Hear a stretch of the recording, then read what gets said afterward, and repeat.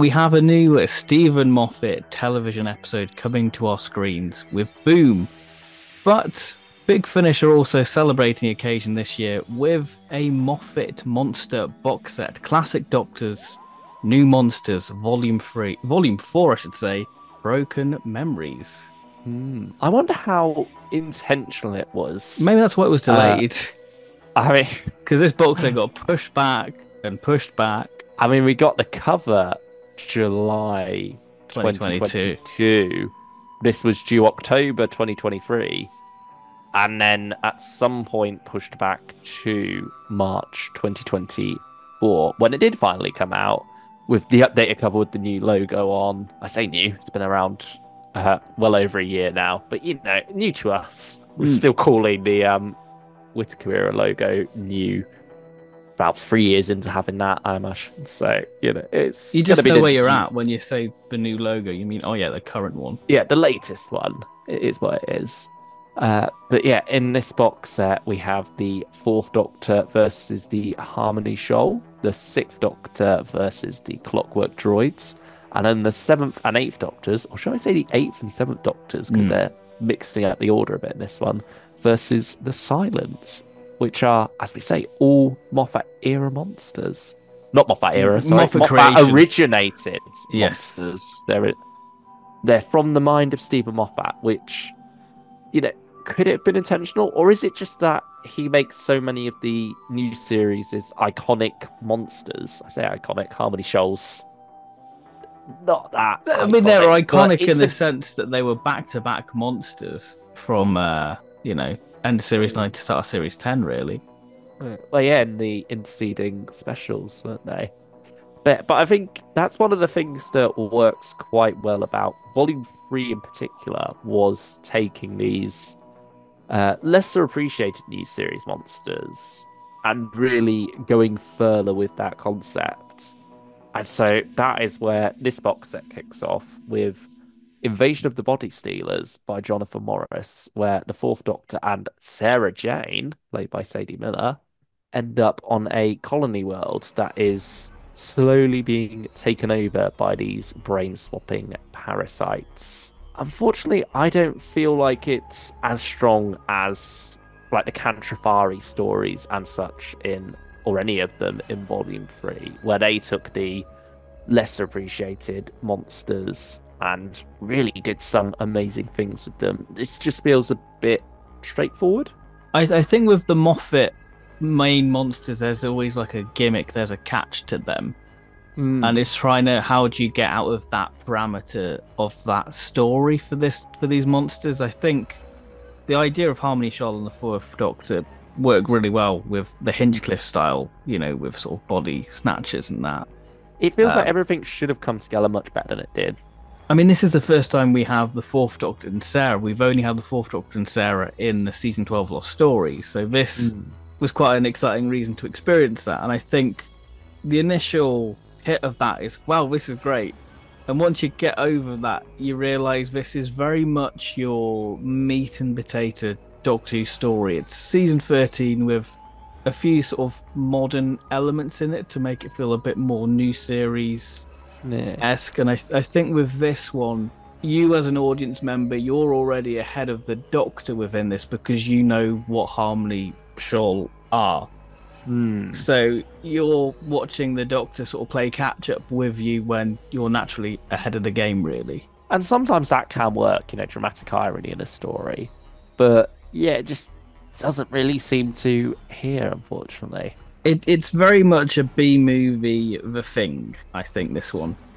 Yeah, which Doctor Who kind of already did with Seeds of Doom. Yeah. But yeah, obviously that is an incredible story. This one, it feels most like it's riffing off Planet of Evil. If I Hmm. would say any season 13 story is the one that it feels closest to. Yeah, this one didn't do it for me, sadly. And I think one other weird thing about this story and the next story, The Queen of Clocks by Jacqueline Rayner, is that they feel like they're two-parters, Hmm. or written as two-parters, but then just stitched together. Like there's a genuine build-up to a cliffhanger moment in both stories. Yeah. And then even more so in the next story, I feel. there's like that hit of, all right, this is our getting out of the cliffhanger sequence, which works when you actually have the cliffhanger there, because you've got that break in the episodes, you've got your end titles, and then your opening. But when it's all combined together as an omnibus, you feel it. It throws the pacing off completely. And I Yeah. think that's definitely the case with it in Queen of Clocks, which features the Sixth Doctor on another colony worlds. Hmm. This box set seems to like those. Yeah, we've got some Clockwork Droids back here. Sort Yeah. of taking perhaps more inspiration from Deep Breath than their original story, Girl in the Fireplace. Yeah. Yeah, it Hmm. feels like it's taken more that idea, that But approach to them. you've But got probably the clocks are more involved in other iconic. ways. You've got the more iconic look on the cover, I guess, because that probably sell better than what, like a half face man or whatever. Yeah, that's true. I Um, mean, we didn't even know going into Deep Breath that it was going to be that no, we didn't. connection. But yeah, that was like a sneaky sequel there Hmm. to The Girl in the Fireplace. Whereas this one, it's in classic Doctor's New Monsters, so it sort of can't be a sneaky sequel. It's got to openly be, yeah, these are the Clockwork Droids. Yeah. Uh, this is probably my favorite of the set. I may agree. I think it's got problems, but I did enjoy it.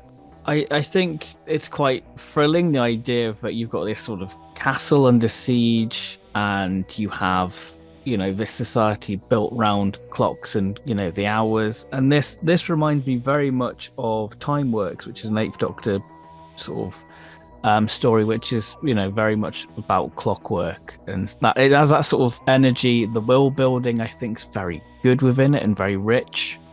And the final 12 minutes, that sort of emotional gut punch of what happens. That certainly made me view this story in a new light. Yeah. So up until that point, I was sort of on and off with it, really. There were moments I was enjoying, there were moments that were a bit rougher. I wasn't really into the supporting cast of characters that much. But yeah, then the way it hits in the last 12 minutes, it is something quite poignant, really. Hmm. Yeah, it certainly flips your perspective on the whole story. Because I think the start of a story is quite jumpy. It throws you right into it. Like, you're not there with the TARDIS arriving.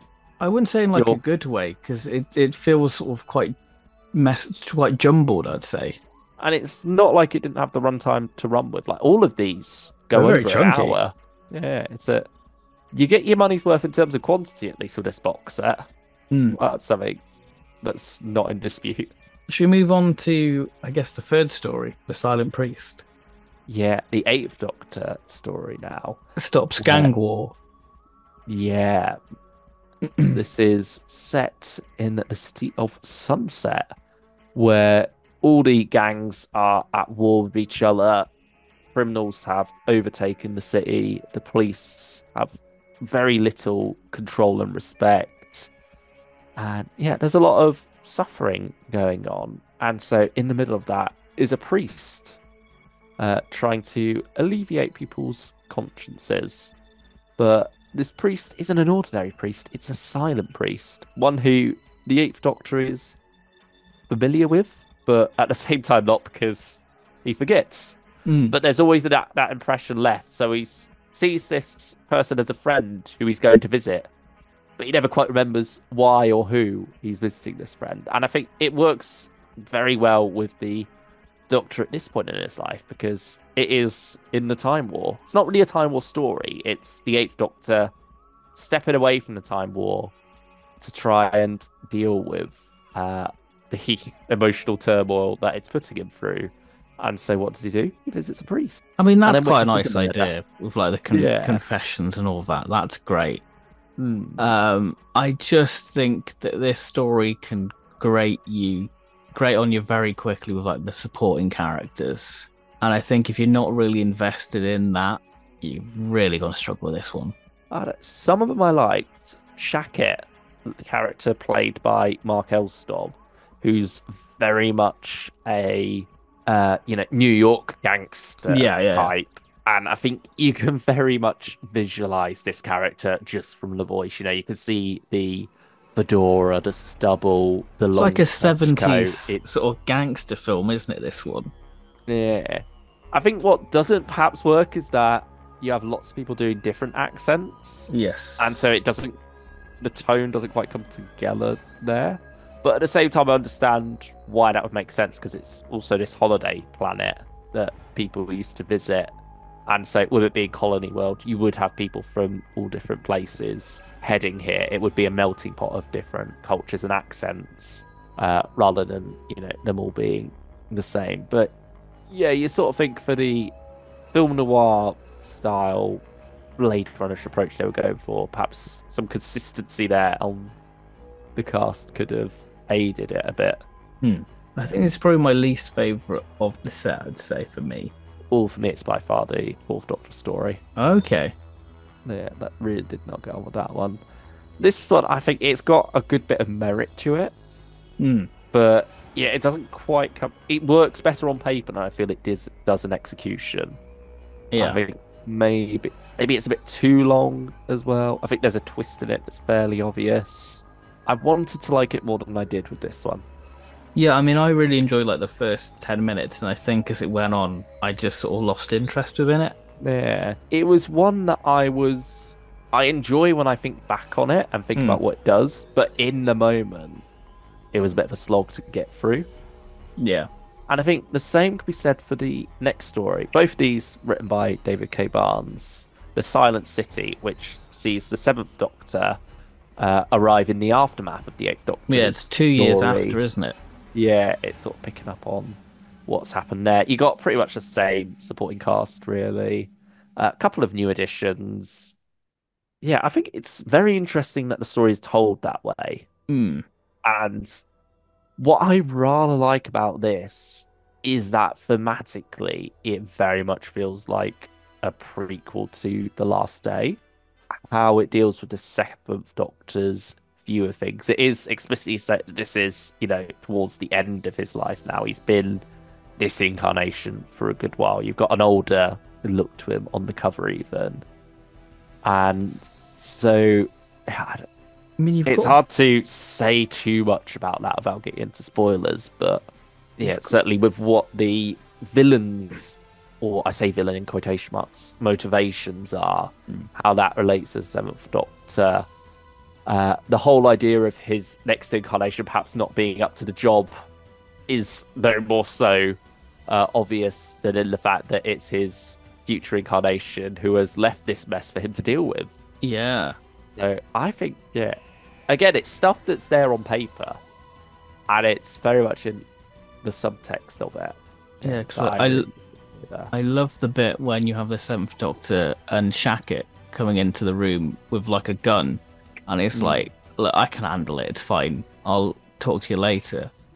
Which just shows that this isn't his first rodeo with a gun and stuff. And I think this story feels very much like an early Seventh Doctor monthly range story. So if you like your Valhalla, you like your Kingdom of Silver, Frozen Time, this story fits that era wonderfully. From what I've listened to, it's perhaps my favourite Seventh Doctor solo story. I can see that. Yeah, I can see I think that. far better than Harvest of the Sycorax from the first classic Doctor. Yeah, yeah, I definitely prefer this one to that. I Yeah. think there's some nice little twist moments within there with the silent priest. It's a good old fashioned sort of investigation one about this casino and any nefarious goings on. And I love thematically what it has to say about this planet and differences between the rich and the poor, and why those things are the way they are, why the system is rigged against them and such, and how that plays into the story, and how in trying to do good sometimes the wrong things perhaps happen. Yeah, I think the story gets it across much better than I am, I will say. Yeah. But yeah, there's a lot. It's very thematically rich, but perhaps a little bit too long. Perhaps it needed a bit of thinning out. I did enjoy it. It was probably my favorite of the set. Okay, okay. So you ended Uh, on a high then, really, with it. yeah, I'd say yeah. Sixth and seventh Doctors are the strong ones of this set. Eighth Doctor, that's all right, and then Fourth Doctor is very far down at the bottom. Sorry, Tom. Oh, wow. Okay, Yeah. okay. There was one wonderful line though from McGann in this, which is very cool, where he's been brought in to this mob boss's hideout, and he's asked, would you like a drink? And he's like, oh, water with ice. I'll treat myself. Yeah, that was I don't, lovely. yeah, and the way McGann plays as well, it's so doctory, but it's Yeah, not something you always think of with McGann's Doctor. I mean, would you recommend Broken Memories overall? I don't know with this one. Hmm. I wouldn't say like it's a definite creme de la creme of the range. I think volume three is that I think because if you've not picked up any classic Doctor's New Monsters, this is not one I'd be jumping at. I think this is probably my third favorite, I'd say, of the classic Doctors. I don't know, it might be my least. Really? Because I feel like the others at least have one or two stories that really stand out and Yeah. wow you. Whereas all these stories I had fairly significant problems with, even when they came around at the end.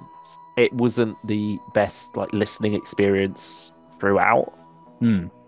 Whereas there are some like Jude in Chains, or pretty much all of the previous box set stuff of Nightmares, where I was just in awe of it. Yeah. Uh, and I don't think any of these stories as a whole left me in awe. Certain moments at times really grabbed me, Yeah. but as a whole, I think it could have done with more work. It is a funny box set though, because we say about how we've known about this for a while. A lot of it was done during lockdown. Like when you're Hmm. listening to the extras on this, it does feel like this weird little time capsule where everyone's talking about, you know, home recording. I mean, you know the drill by now if you've Yeah. listened Yeah. to a lot of Big Finish extras in recent years. But this one, more than most, feels very specific to that lockdown time and how it all came together. I'm listening to the extras. So, yeah, that's just a interesting experience now that we're getting it in 2024. I mean, yeah, McGann was celebrating 20 years of playing the Eighth Doctor at Big Finish when he recorded this box set, and now he's coming closer to 25. Yeah. That's absolutely wild. Yeah. I wouldn't say this is a strong recommendation. I think get any other set from the range, maybe. Yeah, Um. Yeah, but it's a shame really because I think the Mon selection are pretty interesting, but again, I think they're tied too heavily within their own sort of TV stuff, really.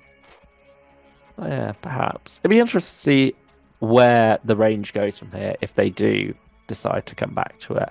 Yeah, unless the Rangers run its course, because obviously we've had Dream Team now with the Cantrafari with the Fifth Doctor, so Hmm. maybe we're over that now. Yeah, perhaps. Although we have been having them for quite a while. Like Hmm. even as far back as Doom Coalition 4, the Weeping Angels popped up there. So Yeah, true. perhaps there's life in the old dog yet. We shall see. But please do let us know your thoughts on Broken Memories in the comments below if you have picked it up. Are we wrong or am I wrong? Ben, I think it's fair to say you like this one a bit more than me. Yeah, yeah. I But think the McGann one was a bit of a heavy listen for me, uh, yeah, so some mixed opinions here from the two of us. which is So nice. yeah, yeah. We don't always have to say and feel the same thing. Yeah, yeah, yeah. And I think, yeah, we've all got different perspectives on things. So let us know which one of these four was your favourite. It'd be interesting to hear if you agree with me, if you agree with Ben, or you've got your own different favourite entirely. Yeah. Yeah. All And, opinions are valid. and we hope that you enjoy the return of Stephen Moffat this Saturday in Boom. Bye bye. Goodbye, everyone.